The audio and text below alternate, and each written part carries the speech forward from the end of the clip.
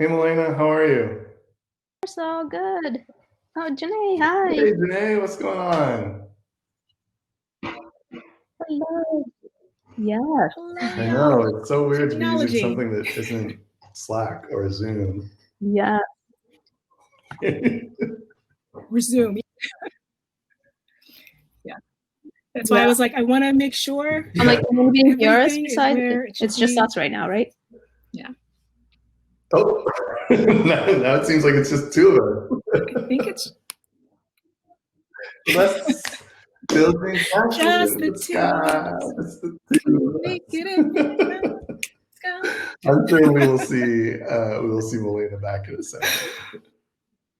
Oh, Alex said he just kicked Milena out. Yeah, yeah. I know. Yeah. But the funny thing is, I could still see and hear you. So Oh no! good thing you didn't say bad things about me. Oh no. I know. But we did serenade. We tried to serenade. Milena, you can never tell anyone you heard us doing a duet. I will not.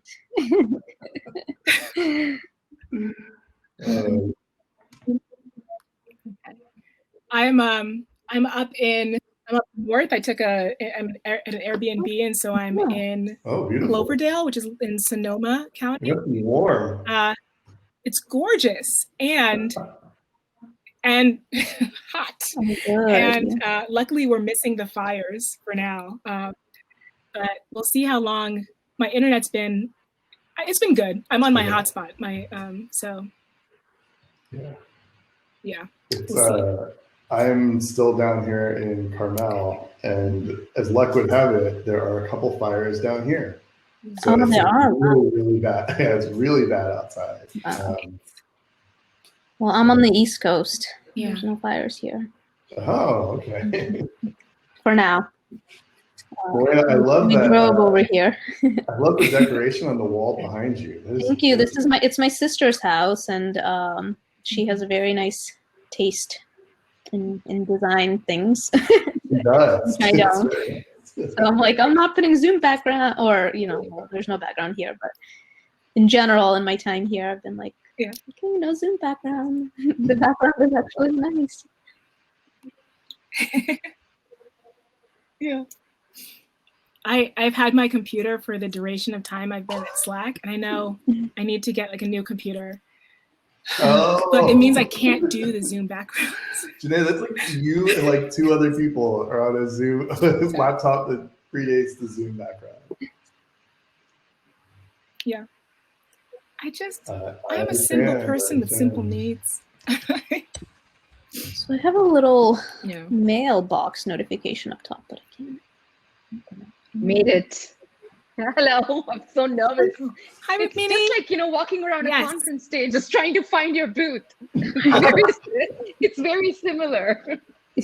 They've recreated every aspect of the conference. Hi, Ron. Where is everyone? Where is everyone? I have FOMO. These headphones. I look too bulky. I'm gonna change them. Where am I? Yeah, exactly. Yeah, they look serious. They look serious. You're here to talk about. Oh. Hello. I think we're just missing Marcel come back, and then Rain, and then we're perfect. And Rukmini, it's nice to meet you virtually. I'll eventually get around to meeting second. Everyone one-on-one. I'm looking forward to it. Yeah. Indeed. I know we haven't connected yet, other than the large Monday meetings. Everybody's just a Zoom window, and I'm like, I really want to talk to everyone. I wish times were simpler where I could see people in person, but you know what? This will do. Yeah.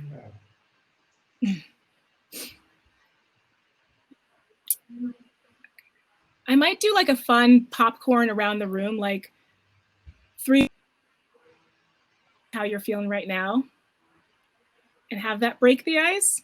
Okay, 3 words. And then get into questions. 3 words.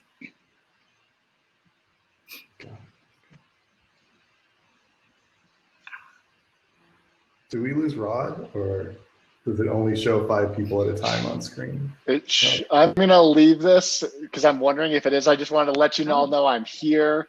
I'm gonna keep myself off video. There is a chat to the right. I think Rod actually, I didn't boot Rod off, but just FYI, I'm here. In case anyone needs me, feel free to ping me in Slack. You can actually see that there are folks watching, just FYI. Yeah, you can see at the top, we have about 9 people watching. So Hi, everyone. Just FYI.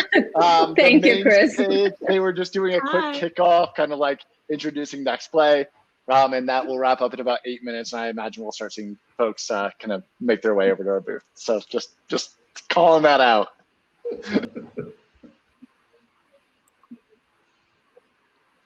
That sounds good. And Chris, quick question. Should we wait until like a little after 4:30 to start, or wait until we have a certain number? What works best for you? All right. Okay, thanks. So we'll start 3 or 5 minutes after 4:30. Hi,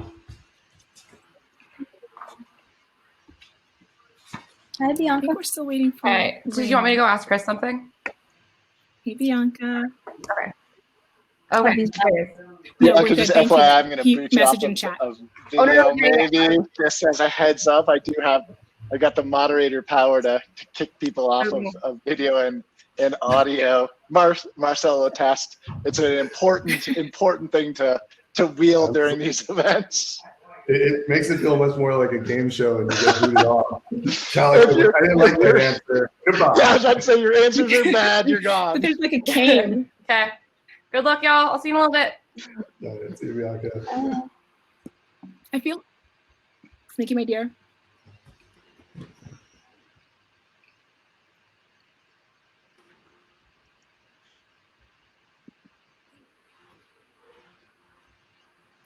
Oh, and we're recording. The little the duet banter's is on caught now. on camera from the early. Janae, it wasn't recording when we were. No. I hope. I'm asking. I think it was. Okay, good. That would be Serenading. unfortunate.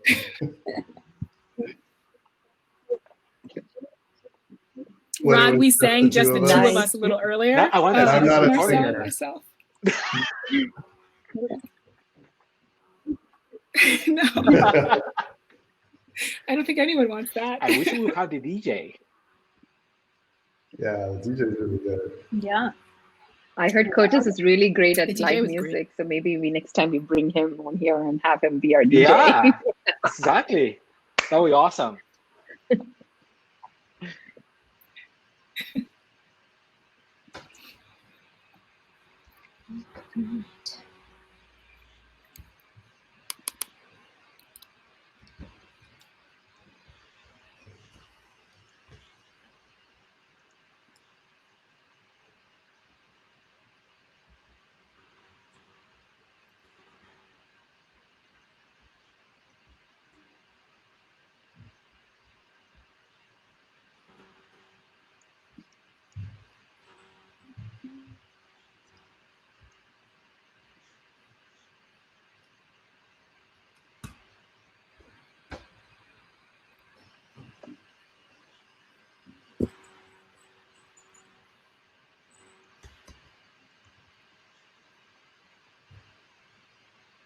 And Cal is speaking. Is that now or is that later?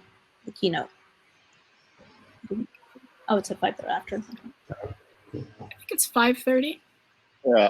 After we Well, finish. you asked the popcorn question. 3 words, right? 3 words how we're feeling. I'm excited. And that Thursday. I'm going with Yeah. Thursday. And hot in Colorado. Hot, like Hot. very hot. Oh, it's hot. Like Wait, what was the last really one? warm in Colorado recently. Wow, so we're representing a lot of different locations today. Yeah. Oh. Hi, Rain. Welcome. Let's see. Right.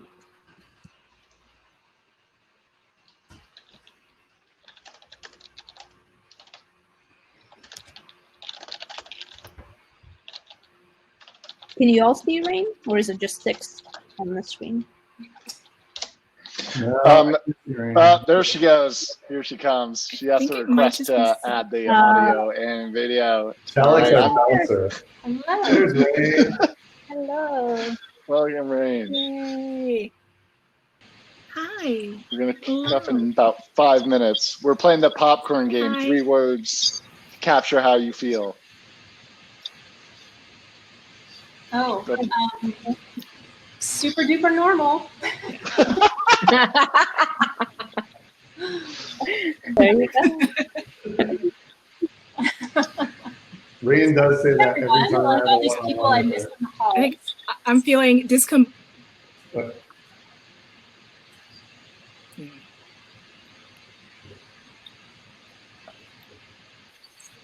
Who is it? Was that you, Janae? Or who was saying I'm feeling? Oh yeah, I am feeling my popcorn words are discombobulated, energized, and tired at the same time. I think mine are excited, lucky, and then nervous for kids' school to start next week. That's more than 3 words. But Yeah, I'd say I'm feeling excited because the school year has just started.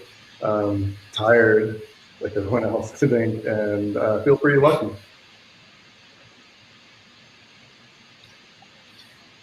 I feel excited, curious, and hopeful. My 3 words are let it go, because there's nothing I can do once my kids start school on Monday. It's all like, I'm just like rolling with a punch of air. I'm like, nothing's in my hands. I just saw that schedule. I'm like, there's no way I can do any of this. So let it go. Like, it's okay if they don't do well in 2nd grade. I think we'll all survive.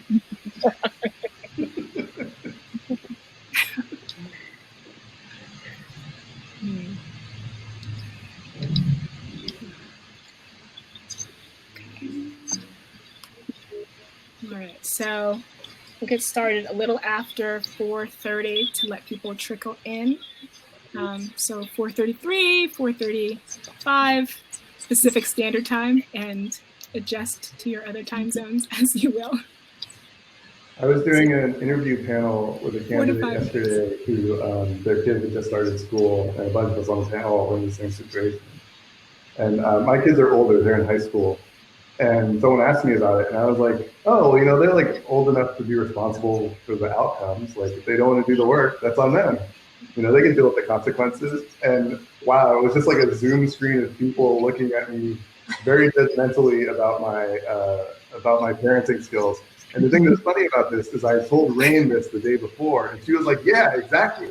So I thought, like, Rain reinforced this for me. So, you know, I don't think we passed the sniff test there. As a non-parent, you should definitely listen to my parenting advice.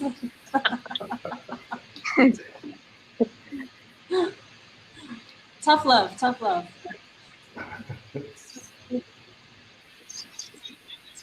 Gotta stop the Yeah, it is pretty That's like realistic. I don't know if they're down there playing Xbox or watching YouTube. I don't know. Yeah, what did we decide? As long as they like to read, they're fine, or they will be. That was Rain's take. As long as they like to read. I hope so. I've been curious about how young people will come through this time and like the resilience and endurance that it will give them, and how well that will actually serve them later on. Yeah. I think it's like with my kids, I'm definitely observing like independence development a little faster. Like they're in 2nd and 5th grade, or this year starting 2nd and 5th, and like the last 6 months, it's like, well, you know, mommy's in meetings, and they have to kind of learn how to navigate, you know, all their schoolwork independently. It's weird. It's like 80s latchkey kids, but the parents are home. My kids have been handing me chits We've taught them to write down and hand chits on Zoom calls. So if they need something, I'm like, you're building your writing skills. You know how to write. It's educational. That's learn on the job.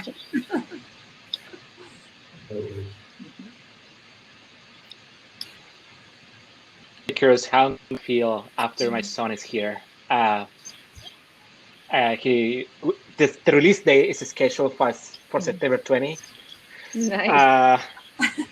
So, but we're excited. It's the first one. So I'm really curious how I'm gonna be. Yeah. I'm sleeping a lot. I'm preparing with naps.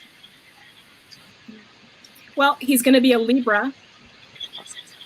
I feel like your son's going to be a Libra, or could be a Libra, so that says a lot about.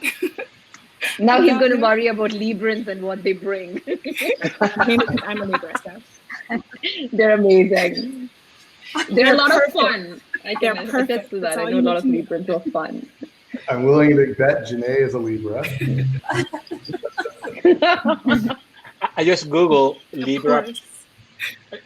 Just Google Libra, and what Google tells me is like Libras are known for being charming, beautiful, and well balanced. There you go. Well, I mean, obviously. Janae, did you write that article?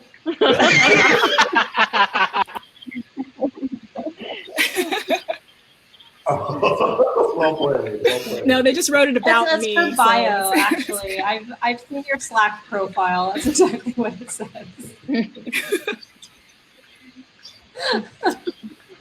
That should totally be my bio. Okay.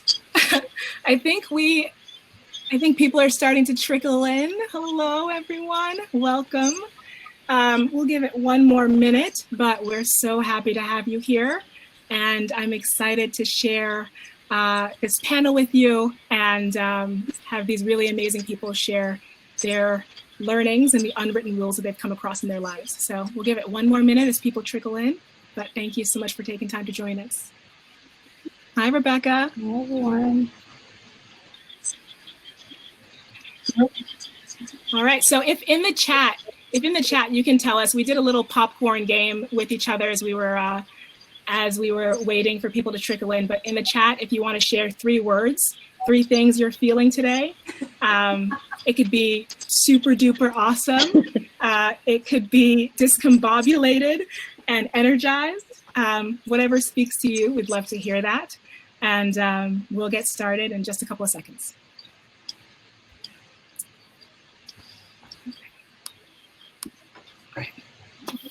Okay, hello panel. Light, airy dancer. I love that solo. Thank you so much for joining us. Milena, Rain, Rod, Marcel, Rukmini, we are so delighted to have you all here with us. And one of the things I wanted to start off by doing is if you could just introduce yourself, if you could let us know what your pronouns are, what your role is, and then just share a little bit about yourself and your journey, and maybe one project that you're working on, that your team is working on, that you're really proud of in this moment. Oh, okay. So if we can start with Rain, that would be Hayes. fabulous. I head up the quality organization at Slack. My pronouns are she and her. I came into tech fairly sideways, and this is a story I kind of like to tell. Because I actually used to be a welder. I was a welder and a blacksmith for 7 years. And one day business was kind of slow, and a friend who was a software engineer said, "Hey, we're building the first website where you can pay your bills online. Would you like to come in and do some browser testing? It's $15 an hour." And I was super broke, so I was like, yeah, I'd love to. What's a browser? And so a couple weeks into that gig, my friend told me how much he was making as a software developer. And I was just like, can I borrow your books? I can do this. And that was 20 years ago. And so I'm still at it. And the most rewarding part of my entire career has been getting to turn that opportunity around to other people who otherwise wouldn't have had it. And just kind of connect that talent from all these different places and help people kind of change their own lives while contributing something back, something to the tech community as well. So my team currently is making a big push on test automation at Slack. We are working on involving developers from all the teams, as well as the quality engineers, and training up even the manual testers to do this work and help us ship higher quality products.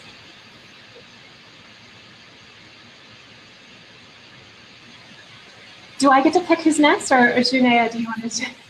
No, I love that. I love popcorning to the next person, and I want to highlight 3 words that you said that were really powerful.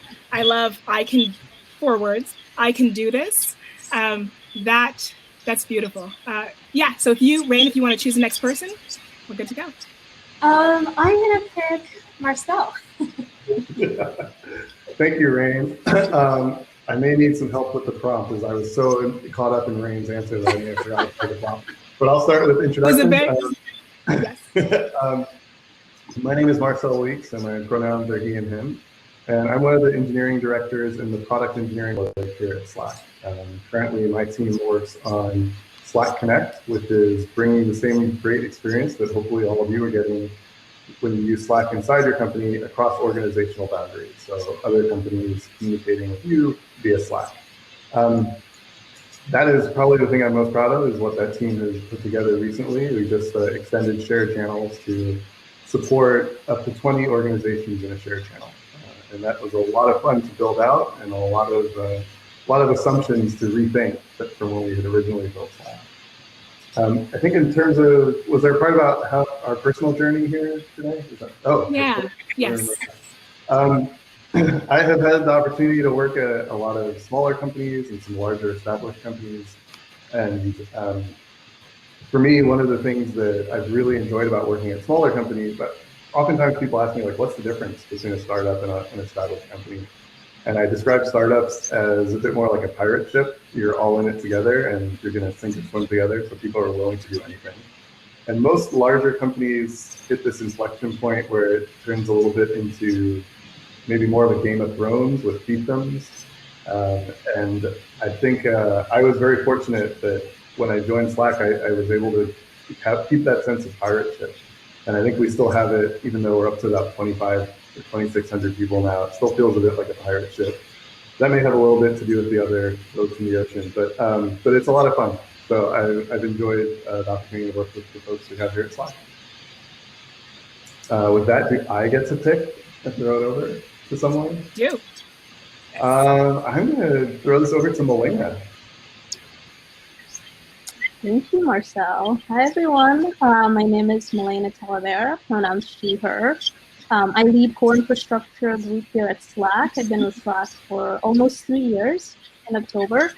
And core infrastructure, just a little bit about the team. Core infrastructure here builds software that enables Slack engineers to use that software and frameworks to deliver, the set of products that we do with high reliability, scalability, and performance. It's been a really fun journey, and to kind of share a little bit more of my journey, how do I end up in leadership? I started as got an engineering degree on computer science, started as a software engineer, first worked for the government, then went to a startup, which is like very opposite spectrums. And there, the opportunity, as with startups, as Marcel said, there's a lot of opportunities to do a broad set of things. And the opportunity to jump into leadership presented itself. And I was scared and terrified, but I decided, hey, why not? Let me, the people that are pointed out this to me, believe in me, so I should as well. And so that's kind of where the journey started for me, and kind of one of my, I think, life lessons is that, sometimes you may not believe in yourself yet, but others may see something in you. So just taking those risks is an important part of the journey. In terms of projects that I'm proud of that we're working on, there's a whole number of them. A couple, we've been working on scaling or evolving our database architecture, and it's been really, especially at Slack, it's been interesting and challenging because we're growing so fast, and so we're trying to evolve our database technology while the car is moving 100,000 miles an hour. And so it's been really fun to see the team, go on this, fairly lengthy journey that really helps Slack scale while it's scaling. And the project is kind of reaching completion soon, which is, it's very exciting to kind of see it through over the past couple of years. So with that, I'm gonna pass the mic to Rukmini. Thanks, Melina. Hi, everyone. I'm Rukmini Reddy. My pronouns are she, her. I recently joined Slack as of 6 weeks ago as the VP of Engineering on Developer Platform. I'm very excited to be here. It's a fantastic team. My team's working on a lot of different projects right now. Something's top of mind for me is the Better Block-It project. That's a UI framework that we use to build our apps. We are also working on scaling administration of apps across the organization. We are working on making unfurls magical. So a lot of exciting work happening. Please stay tuned to hear more about it on our API side, plugged there for us. And so how I got into tech, it's interesting. I always wanted to be an engineer. I was about 8 years old when I swapped needlepoint to learn Logo, and I've never looked back. Being an engineer has always been a dream of mine. However, I did come to this country as an immigrant almost 18 years ago, and I was very terrified to leave my home country and my parents, and I didn't know anybody here. So I was very terrified to get on a plane, and I got all my courage from my grandma, who was 98 years old at that point, and she told me that your fear and courage are always going to go together, and fear is what makes courage courageous, and you have to get on that plane. So my mantra, if I had a car and a bumper sticker on my car, it would be get on that plane. So I've been getting on planes all my life, and they've been taking me to fascinating destinations like the one here at Slack. So very nice to meet everybody. And over to Rod. Thank you.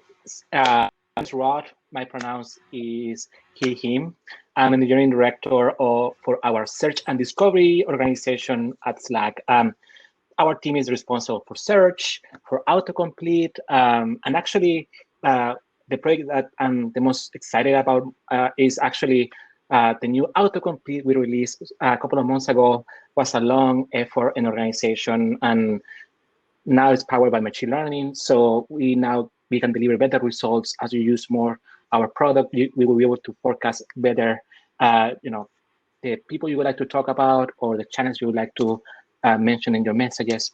So that was a large effort in the organization, and I'm super excited about. And looking into the future, we keep working in search. We want to make it better. We're gonna get closer to our users and give more powerful features so we can get the information closest to our users. A little bit about me. I'm from Chile.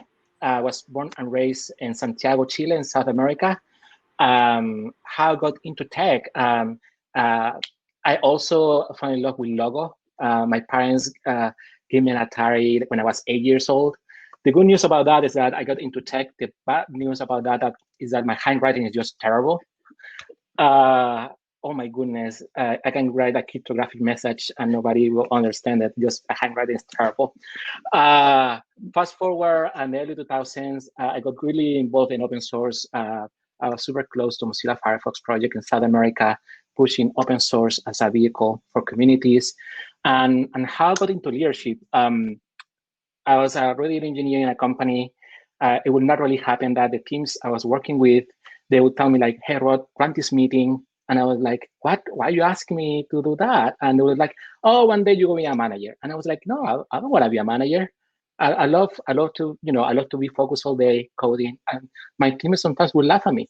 And I was like, I'm super confused. Long story short, the CEO of the company I was working at that time, one day he comes into a room and I was like, oh, I'm in trouble. The CEO was calling me. I was like, oh no, what's going to happen here? And he looks at me like, hey, I want you to be the engineering manager for our core product engineering team. And I was like kind of surprised. And he's like, oh, I thought you would be happy. And I was like, no, I'm not happy. He's like, what? Why are you not happy? And I was like, because it's a new job. It's totally a new job. I went to college, computer science, my master's and all that. And now I'm finally, working in the field. Now I need to relearn do a new job. I need to think about it. Long story short, She was super confused why I needed to think about it. I took a couple of days, I thought about it, and I made a decision because I realized that, I love tech. I love learning new languages, building products. But most importantly, I really enjoy helping teammates. I really enjoy helping our teammates to fulfill their talent and their goals. And I discovered that what a manager should do. So I took the jump 6-7 years ago, and I haven't looked back since then. Thank you all for sharing so much. I learned a lot about you all and your journey, and I found so many elements of connection with y'all. So we, our stories are universal. So thank you for sharing yours and finding, creating moments of connection. So a lot of things that y'all talked about were lessons that you learned, either from your family, from yourself. I can do that. I can do this. Can you share some of the unwritten rules that you've come across as you've progressed in your career and you've had to learn in order to advance to that next level, or to take that leap and take that risk?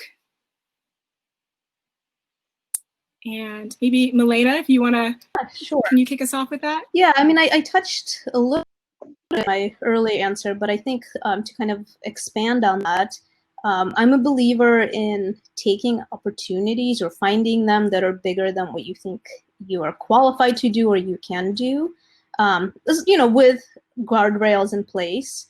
And I feel like that's also, so that's a kind of an unwritten rule for me that I approach as I go through my career and my life. But then also, with my teams, I tend to take the approach of, instead of, especially for newer people, instead of like feeding smaller bits of like, work, actually just opening up the opportunity and having the guardrails and, for people to fail safely.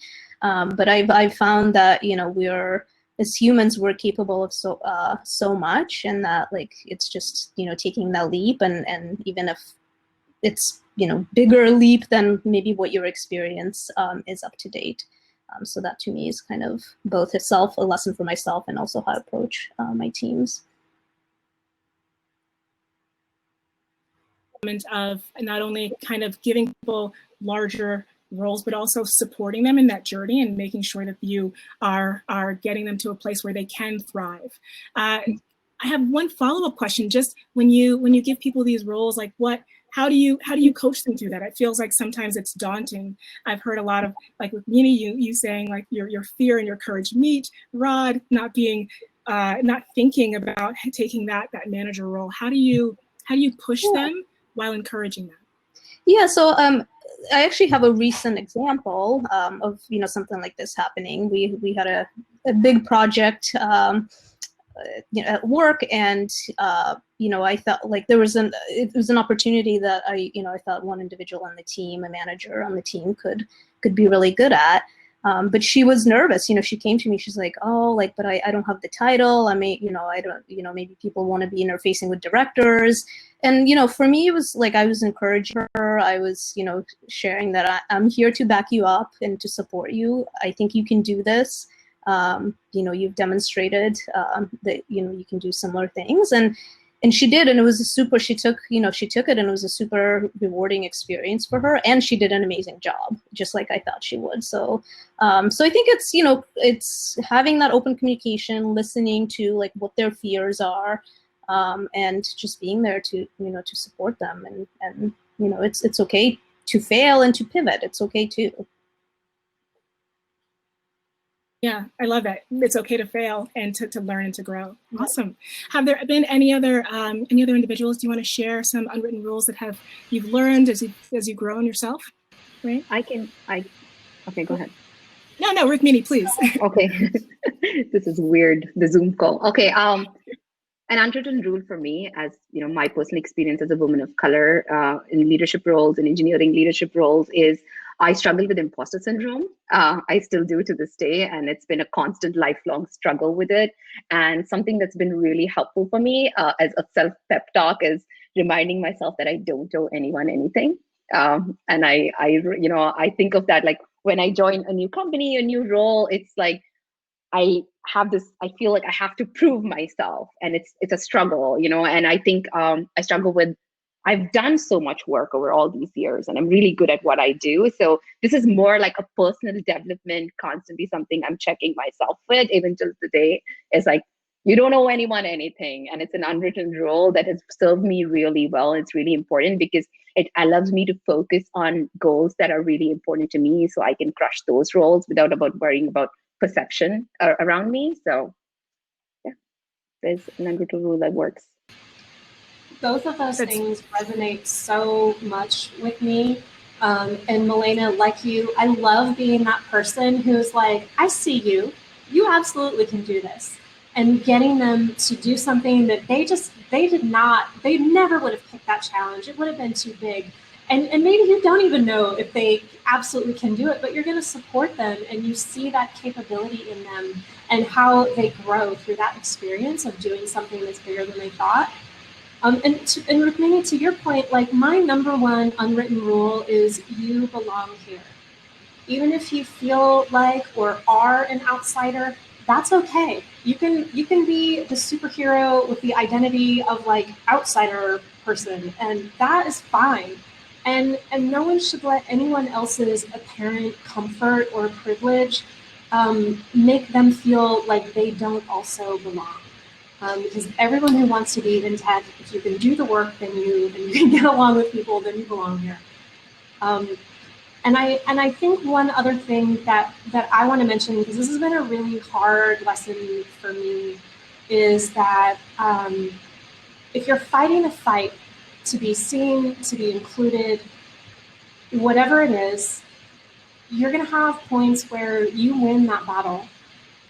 It doesn't mean you don't have to fight the same fight over and over again, because you do. And that's been something that's just been really hard for me, and I want to just let other people know so they're not surprised.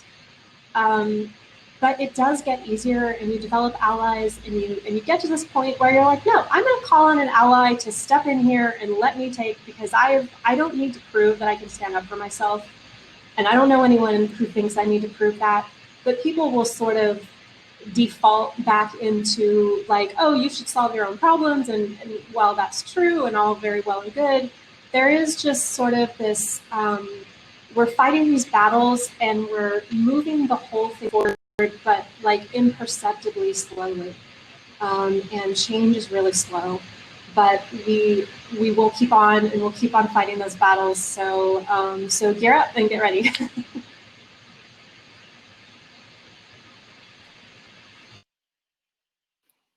Gear up and get ready. I love it. Marcel or Rod, is there anything that you want to share about rules that have become apparent to you in your growth? Yeah, I would be reiterating. Go ahead, Marcel. Okay, I'll go. I was going to say I totally connect with the strong sense of imposter syndrome, and that's something for me is a permanent struggle. I work with it every day. I talk to myself every day about it. And the way actually I help myself on that is really understanding that my call as a professional, as a human being, is to help. I want to help my teammates. I want to help the organization. And in every place I want to be, I want to try to do that. And sometimes I will be able to understand it really well, you know, because given the experience, but there are going to be times that's okay that I understand it because I can learn it. And give me myself that sense of that right to be fragile and that right to be, you know, human in that regard. Like it's okay to fail and that's okay to learn. It's super important. It's something that I push myself every day.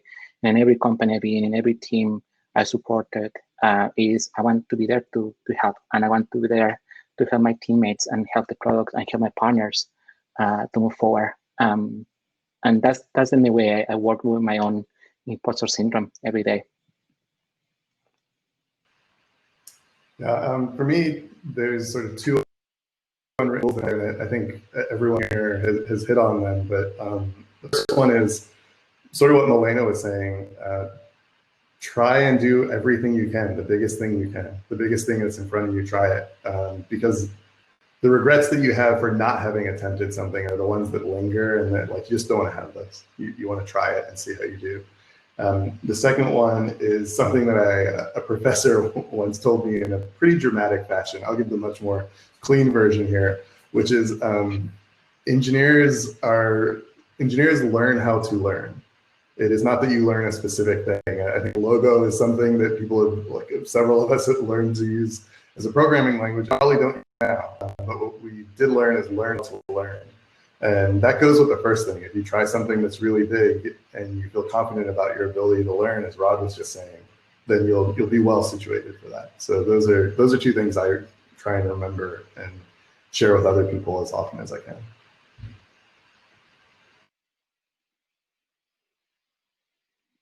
Thank you all so much. There were so push those around you, encourage them, give them guardrails, let them be in open communication and listen to their fears. Know that you don't owe anyone anything. Gear up and get ready, knowing what your call is. For Rod, his call is to help, and giving yourself the right to be fragile and human. It's okay to learn. It's okay to fail. And as you grow, you will fail and you will continue to learn. So, and then try and do the best thing you can, and the regrets that you have for not attempting something are the ones that will linger. Thank you all for sharing that. If you have any questions in this session, please feel to channel. I have a couple that I'm going through with our panel, but we are definitely open to taking questions from the audience as well. Would love to do so. One of the questions that I have is that I think in this moment, I think the personal and the professional are intermingled, and it's, you know, we're bringing ourselves to work. Like I'm sitting in my house, in my bedroom with the light in front of me, and as are most of us. And therefore I think of the fact that it's, you know, who you are, your identities, they come into play at work. Sometimes I am someone who definitely sometimes compartmentalizes because I don't know that I can hold all of the things at once. But how do you, you know, go about as a leader building trust with reports that may not share your identity or share your background, your perspective? How do you approach that?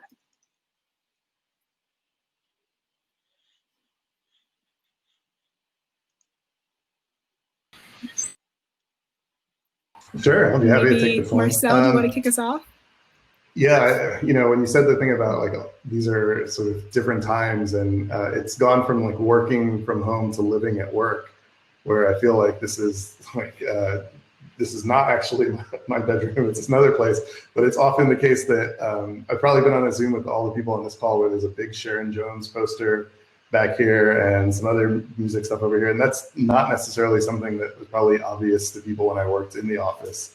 That I was, that those were some things I enjoyed, because much like Janae had mentioned, I think I had learned over the years to compartmentalize and to keep my sort of work persona separate from my at-home persona, I guess, if you will. And I think a few years ago, I tried to loosen up a little bit and maybe become a bit more forthcoming with information about myself, and just in an attempt to get to know people better. And this will sound somewhat self-serving, but I think Slack, the product, has actually helped with that. Invariably, there'll be channels where people are just having like a fun time in there and sharing things that they're interested in. And that's a great way to sort of connect with people, knowing about their interests and then being able to follow in person in an office. That takes place when you meet people and have conversations, like maybe before meetings or after meetings. But that only scales so much, especially when you're in meetings all day. But when Slack, the product, has helped a bit with that. But I guess to answer your question directly, in terms of trying to establish that level of rapport and trust, that it sort of builds into the trust that you have with your coworkers. Part of that is sort of putting yourself out there a little bit, and then paying attention and showing interest in what other people are doing as well. For me, a lot of it comes back to people need to be seen. And I think commonalities, find areas where you do overlap. I think it's important not to make yourself the sort of like the thermometer of what normal is, especially if you're dealing with people from backgrounds that are different from yours, and maybe you need to do some learning, and maybe you need to be able to change the way you think about things, or change your beliefs or your assumptions. And we all need to be working on that, not only as leaders, but as human beings. But I think that to really build that trust, you not only have to see them, you have to listen, you have to believe them, and you have to show up for them when necessary without making a big deal about it. And I think that that's really important to just like let everybody feel normal, and like and let people feel like they do belong. I want. Go ahead. Go ahead. No, go ahead, Rod, please. Okay, awesome. So I was saying I had a boss years ago who used to say to me, when there were challenges sometimes in the organization in a different place, he would say to coworkers, like, don't take it personally, right? And that sometimes would trigger something in me, like say, and I didn't quite understood for some time why that will annoy me. And then what I realized was it is personal to come to work every day. We ask teammates to bring the best of themselves every day, but also comes with a journey, with the challenges, with the dreams, with the hopes, right? So to answer your question, what I like to do is precisely understand that, understand the journey, understand what are their hopes, what are the challenges, and also be open about those, also what it looks like for me, so they can also understand my journey. And also I can understand how to be a good ally, a good advocate for them, considering and knowing their journey, so that I can be a good partner in that process. That's my lesson learned in this context. Like, for me, it is personal. It's personal because we ask our teams to bring the best of themselves every day to work, and that's our human dimension. I just wanted to plus one that. I think for me, it's like knowing the human behind the job is really important. And now more so than ever, every person is different, and you can't know what people might need unless you feel like they can open up to you. And so much of a leadership is that. And I have used, like, even in one-on-ones, the first question I ask someone is like, what's the most important thing you want to talk about today? And a simple question like that leaves an opening to build trust, leaves an opening for people to show up like they are that day. And I think it also helps build in like us coming from different identities and being able to share our experiences together. So, and we'll find like, there's a lot of commonality and common shared experiences across different identities as well. And that's how we can build trust.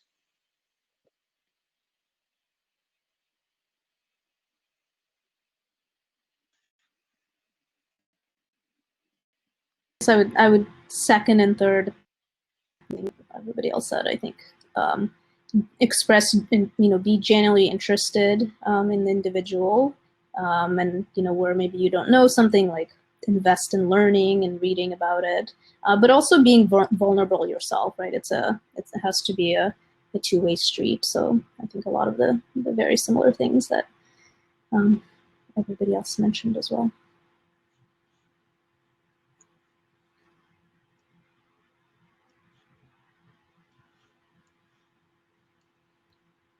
And I think going back to the commonalities and shared identities,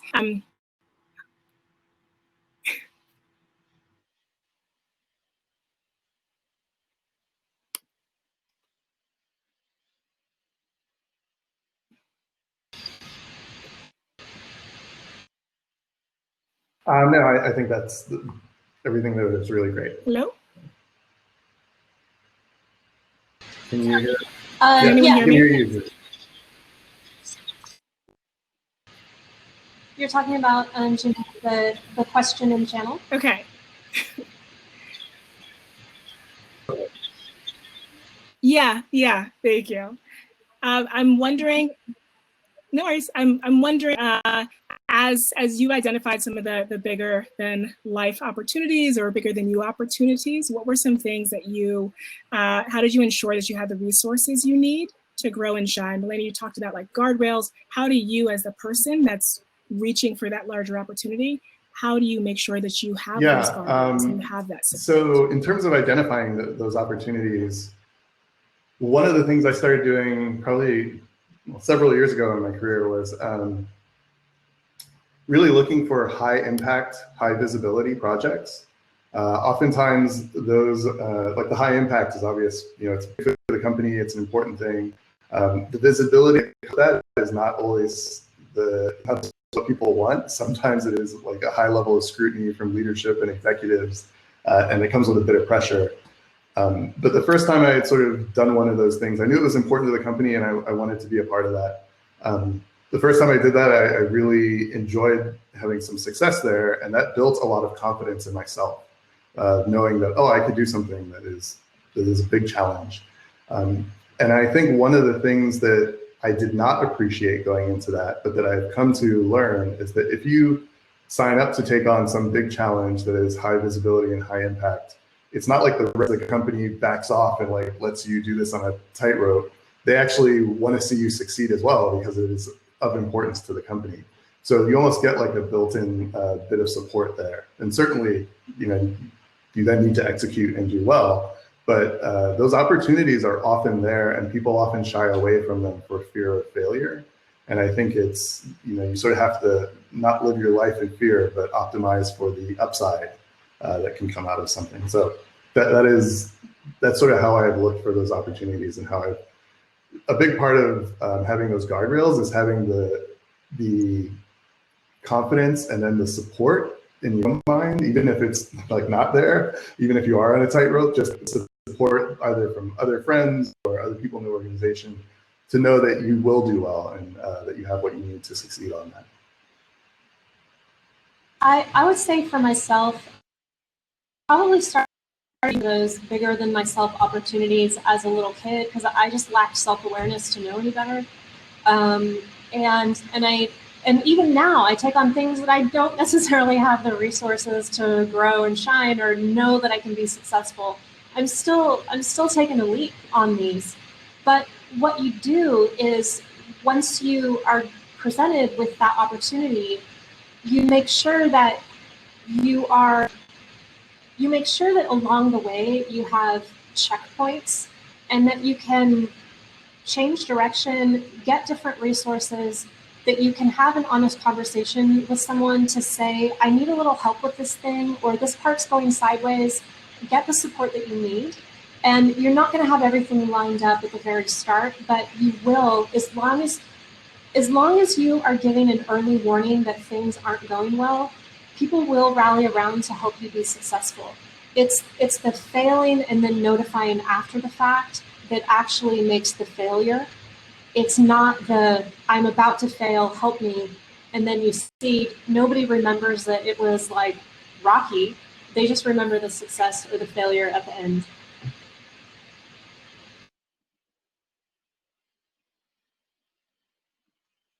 That, and I think that's powerful to have checked that you trust along the way, and hopefully a lot of that is building your network and getting to know individuals that you can be vulnerable with. This looks so it feels like some of that is and also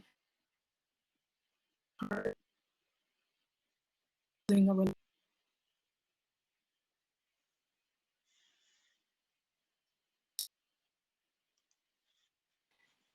group of people that will help to catch you when you fall. Great. Is there anything else any tips as someone who is reaching for something that feels beyond them, any tips that, or things you wish you would have done, or tips that you've seen, or things that you try to encourage within your own teams?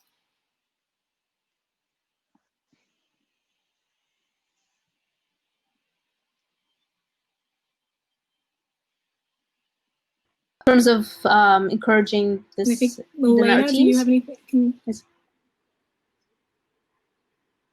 Yeah.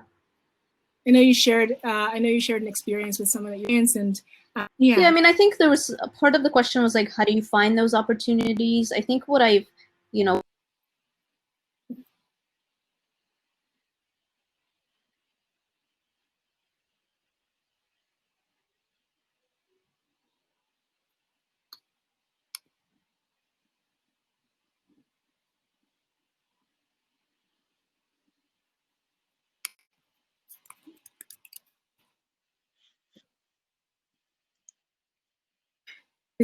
Okay, great.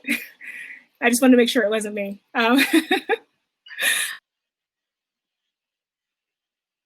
Really signing up for like high visibility.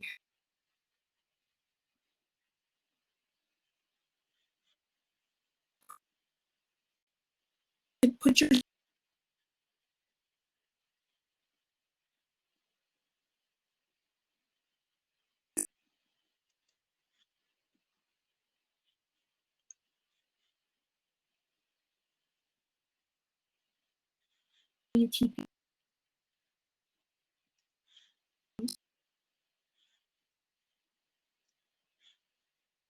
tactical tips you have for people doing that and knowing what's coming up and how to advocate for themselves? Got it. I'll take this one because I mentioned the high impact, high visibility projects. One of the things that is easy for us to do when we are like heads down, really trying to get our projects through, is focusing on our roadmap and our OKRs or our part of the business.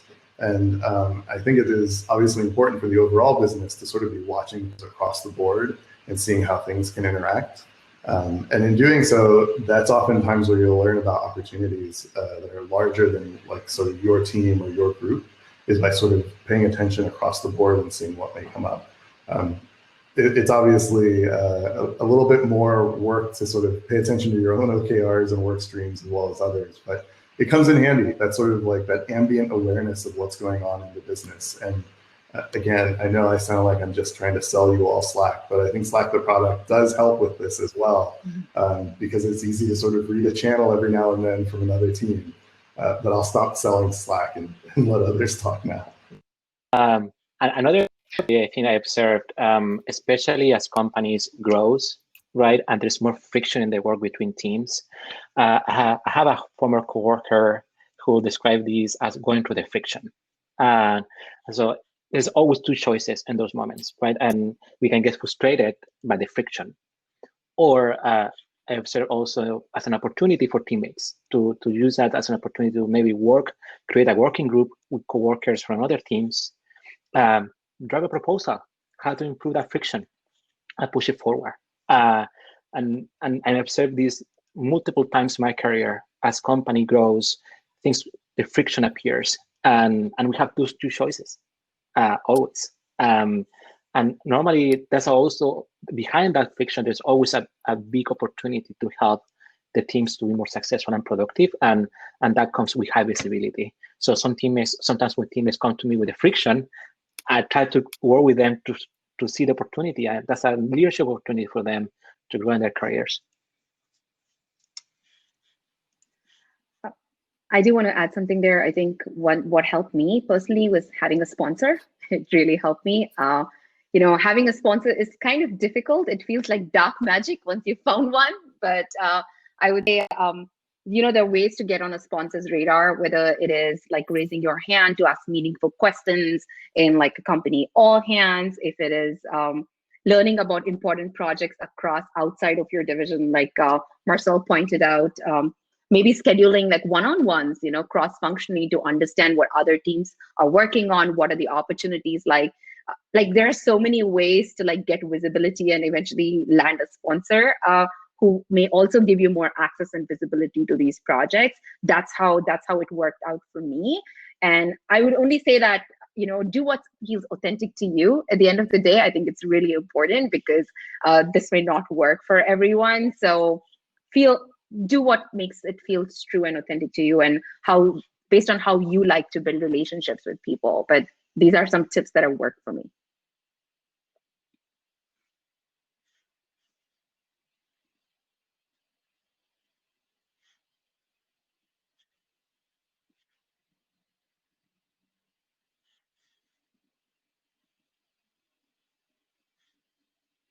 Are working remotely now.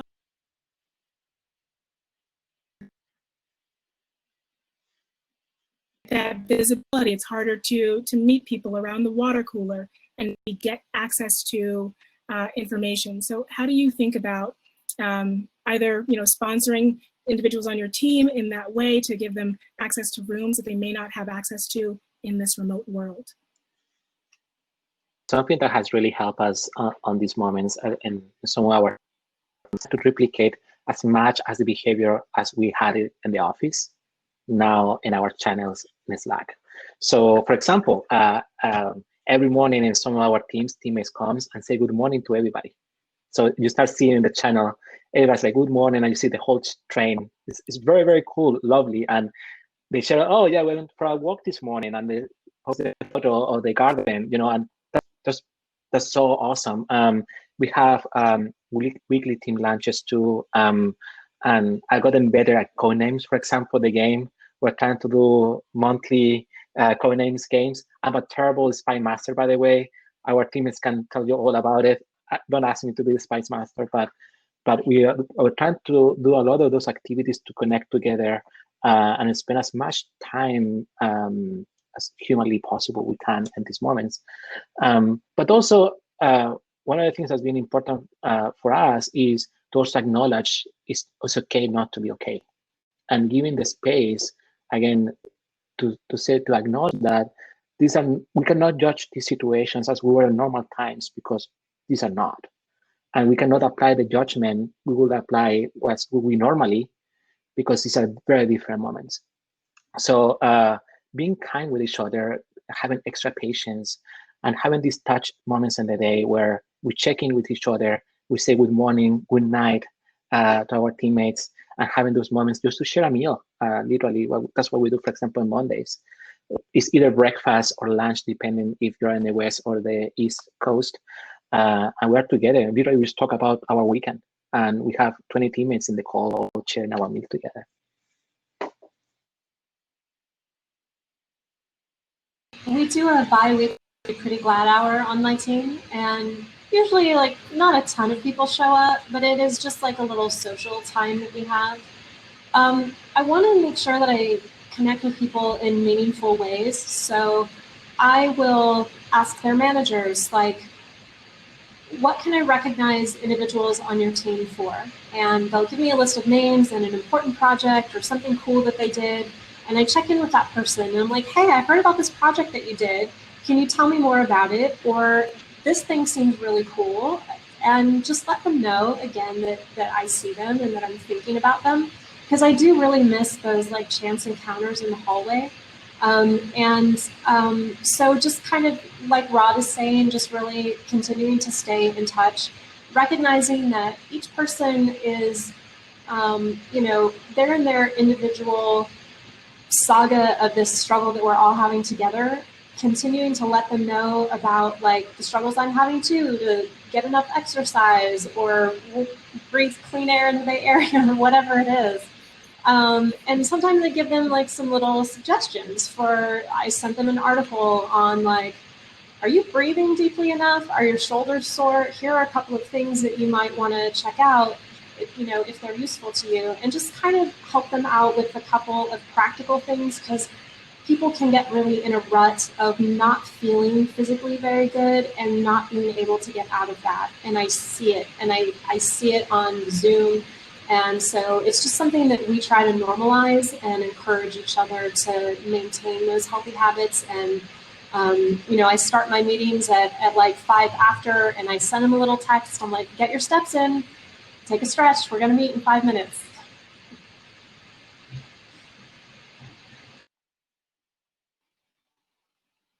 I think, as Marcel said, we're living at work now. And so I think really making sure that people are taking care of themselves. Like you need to, this is like, might be a long haul. So really getting your steps in, eating well, resting, that's so important for the long term. And I love what you said kind of about what you do as a leader, like you seek out information from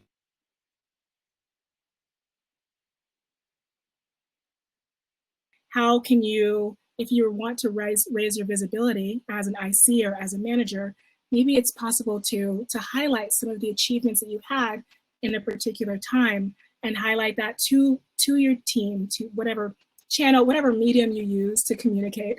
Send it to a leader during, or have a office hours, create opportunities to highlight your work and share that with your manager. That could be a powerful way to, in this moment, to make sure that there's that visibility and that connectedness. All right, we have just about 8 minutes left. Does anyone else want to share a little bit about what they do to make sure that their team members are feeling heard or seen during this particular time while we're working remotely?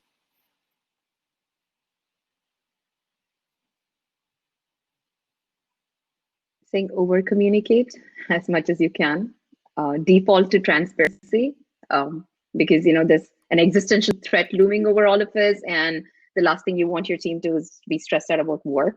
So try to default to transparency, over communicate, share as much as you possibly can. Check in on people, make sure they're okay.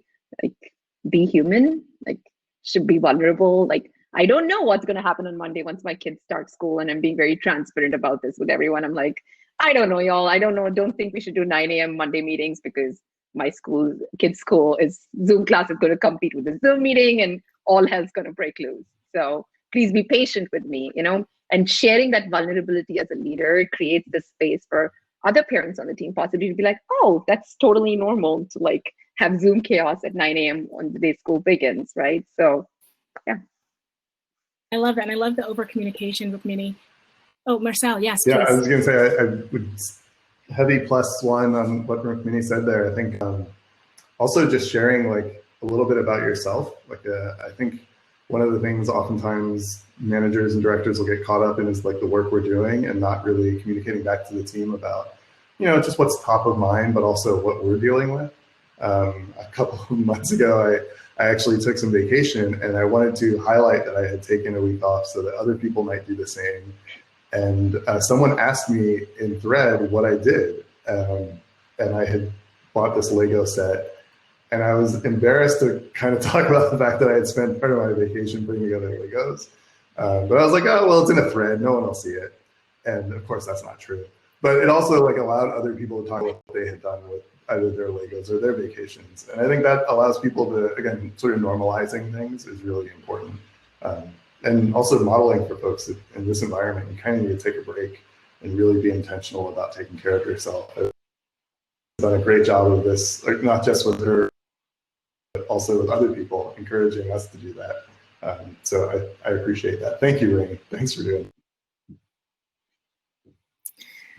All right, and we have 5 minutes left. So my last question is an abbreviated version of this question, but what's drew you to Slack and what has kept you here? What's drawn you to Slack? I'll give the trite answer straight away so you can get better answers afterwards. I think that what drew me was certainly the people, and I think that is still true 4.5 years later. That's the thing I enjoy the most about it. Specifically, I think it's people who take the work seriously, but they don't take themselves seriously, because we spend a lot of time together, and it's nice to be able to crack a joke every now and then, whether it's about wind chimes or whatever. But it's also important that people are aligned about what we're trying to do, and taking the work seriously is part of that. So for me, it was and is the people.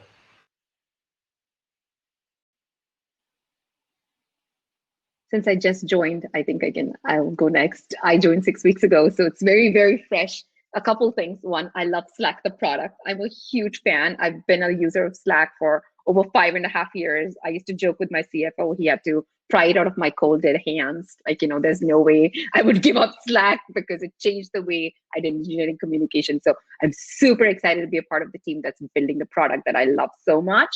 That's the number one reason. And the second thing was, while I was looking for a new role, there were so many other companies. And what really stood out for me was what Marcel said, like Slack, the people at Slack, there was a soul, there was something there, and it kept pulling me towards these conversations I was having.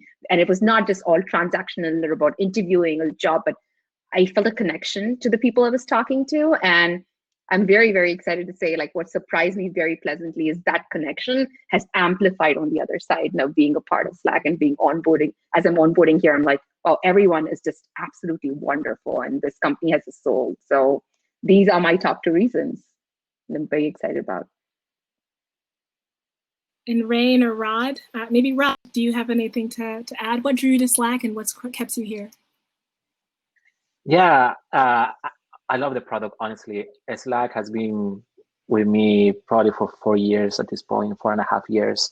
And I fell in love with the product. And you know, when the opportunity appeared to join our team, I was really impressed in a very good way. We have these 4 attributes in our culture: hardworking, collaborative, smart, and humble. And I was shocked in my onboarding process in San Francisco that I saw everybody having these 4 attributes.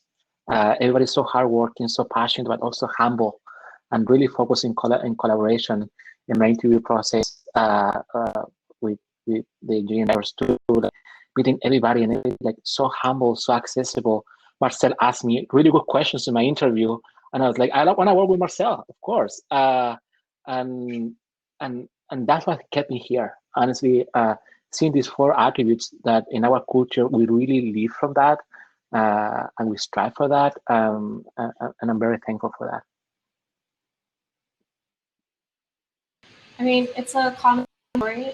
For me, it started with the product, and now it's the people. I mean, this place has definitely sanded down some of my rough edges. But it really, to me, goes beyond the people into the larger conversation about the culture. And I really believe that culture starts from the top. And if the people at the very top, the people with the letter C in their titles, don't really live out the values, then those are not the real values of the company. And when I look at the values that Stuart has in his work in advocacy and just how he is and how he treats us, that is a thing that makes me feel like Slack is real and not just shine or talk or a list of words on a page.